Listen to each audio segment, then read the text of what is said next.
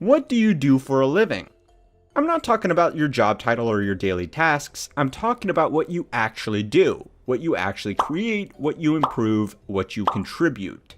For some of you watching, this question might be pretty easy to answer. But for those of you who find yourself working as a middle manager, overseeing a human resources team at an insurance underwriting company, well, it might be a little harder. In the last century, service jobs have gone from representing less than a quarter of all jobs to now representing nearly 80% of workers.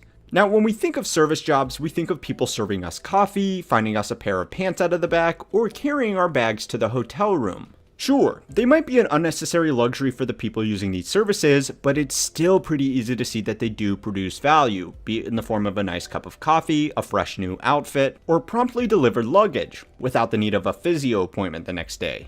But you see, the thing is, the service sector is far more broad than the name implies. It encompasses everybody from call center salespeople to CEOs. In fact, it's quite difficult these days to find a job outside the service sector, specifically because those roles require special certifications. Remember that for later because it's important. But the growth of the self-serving service sector and the subsequent rise in bullshit jobs that came with it seems a bit odd. Surely, the efficient free market would weed out these individuals that are contributing nothing, punishing the companies that bear their salary expenses while rewarding the more efficient organizations that do without them, right? Well, no.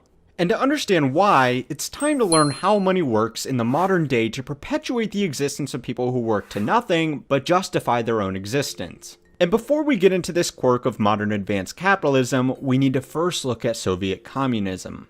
The Soviet Union was built on the idea of noble labor. The state said that work was honorable and dignified. The word Soviet loosely translates to a workers' council, and people took pride in their labor above all else.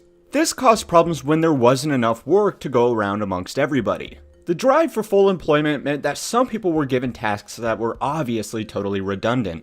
Factory managers hired as many people as they possibly could, because it was honorable to oversee the labor of so many of your comrades. They also feared that if they didn't give people jobs now, they wouldn't be able to get the people they did need in the future. This worker hoarding, as it became known, meant that some people were given jobs like counting endless inventories of nuts and bolts. Now, obviously, there are huge differences between the modern Western world and 1950s Russia, but there are also some concerning similarities. The theory of totally unnecessary jobs really started to gain traction after the anthropologist David Graeber published a book on bullshit jobs, in which he outlined 5 broad categories of jobs that had become more and more common. The first are what he called the flunkies. Think people like doormen, receptionists, chauffeurs, and assistants. These people exist to make other people feel better about themselves and could easily be replaced with some kind of technology. That's if they are really needed at all. Then there are the duct tapers. These are the people who work to alleviate problems that could very easily be fixed permanently. Think someone like an inventory manager that just so happens to have the system permissions to update stock levels in a warehouse, where that could have been done automatically or at the very least shared amongst floor staff. In his book, Graeber talks of a duct taper whose entire job was fixing the mistakes made by an apparently brilliant statistician. In reality, this star employee was actually hopeless, and the duct taper had to fight with bureaucracy to get his mistakes fixed before they could do any damage. This example shows that the solution to the problem is not always getting rid of the person in the bullshit job, because the duct taper themselves was probably contributing some value, but would be able to create value much more effectively had a needless obstacle been removed. The same cannot be said for the next bullshit job category on the bullshit jobs list, and that is the box tickers. The army of mindless drones that exist in big companies around the world because they make said companies appear legitimate to other big companies. Think of the people that create internal company newspapers with stories about key executives, or whatever it is that's reported on those things. I mean, nobody actually reads them, and that's the point. But if a company didn't have an internal newspaper, or a party planning committee, or a culture coordinator, then it might look like a small fry company not worth doing business with or working for. Now it's time to get to the real demons of the bullshit job world. The goons. Goons are an affectionate name to a class of jobs that actually has a negative impact on society, but make themselves necessary by simply existing. The classic example of this is in-house corporate lawyers. They don't really produce anything, but if you don't have them, then it will end up costing you more to hire external counsel to fight off lawsuits from companies that do have internal corporate lawyers. Perhaps the best example of this are patent trolls, which are basically companies that will buy up other companies with lots of generic patents and then try to sue other companies in the hope that they will just agree to settle out in court. Even the largest companies in the world are guilty of perpetuating this negative-sum game. Apple famously sued Samsung for a patent over a rectangular phone with rounded corners. Now just ask yourself, despite what you might think about patents and intellectual property, what value was being created by the thousands of people whose full-time job it was to enforce that ruling? Beyond just the lawyers, there are people like the lobbyists who fight to simply change the rules of the game around, and salespeople who exist purely to move business dealings from one company to another while being the definition of a middleman in the process. Now, you might think that the goons are bad, but they have nothing on the worst amongst the bunch of pointless workers: the taskmasters. These are the people assigned to watch over and manage people that really don't need to be watched over or managed. Effective management does exist, especially when it's coordinating a team with a wide set of skills. But someone like a sales manager who lords over a team of people with exactly the same job title is a little bit different. At best, they are going to be an overpaid cheerleader encouraging people to work harder in roles that may themselves be bullshit. At worst, they will be distractions desperate to justify their existence by calling meetings and creating strategic mission statements that achieve nothing but pulling people away from a job where they do actually have a chance of doing something meaningful.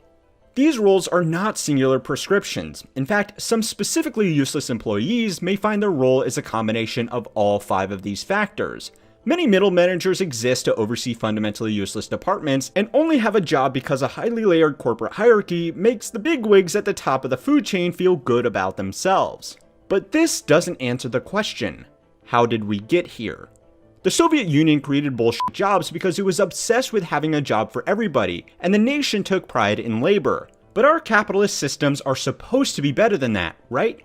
Well, sort of, but we are still victims of the same bureaucracy.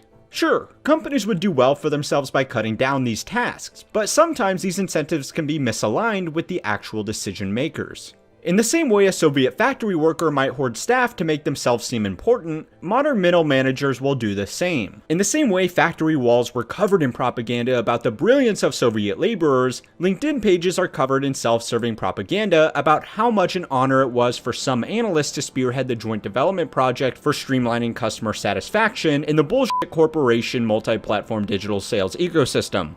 In the same way that the Soviet Union was obsessed with everybody having work to do, even if it meant making up meaningless jobs, modern workplaces are obsessed with everybody working their 40-hour weeks, even if it means, well, making up meaningless tasks. This is before we consider the bureaucracy. Let's get one thing out of the way. Countries like the USA are not home to the totally free markets. There are laws and regulations about how to do pretty much everything. Want to build a factory? Well, you better make sure it's in a location zoned for heavy industry. And you better do an appropriate tender for the contract to construct that factory and have appropriate insurance. And if you are shipping your products overseas, you need to make sure you pay the appropriate tariffs and excises. All of these steps involves larger institutions which will themselves harbor bullshit jobs. Now, this isn't to argue for big government or small government. Some policies really are important. And of course, some are bullshit. But companies have had a very important part to play in this whole system as well. The growth in lobbying has led to the creation of more and more legislation, which has made it such that starting and maintaining a successful business of any size is almost impossible without a team of accountants and lawyers who will help a business owner navigate this bureaucracy. You might say this is in the best interest of a large corporation, because it makes it harder for potential competitors to get off the ground, but we don't want to point fingers here. Anyway, is there a solution to this? As a society? Sure, embrace the idea that it's okay to not work 40 hours a week. The idea that a job is either bullshit or not bullshit is not entirely correct. In reality, almost all jobs will have some level of bullshit built into daily routines. If it was acceptable to say, my work is done, I'm done for the day, then it would be a lot easier to see who is contributing nothing. As an individual? Not really.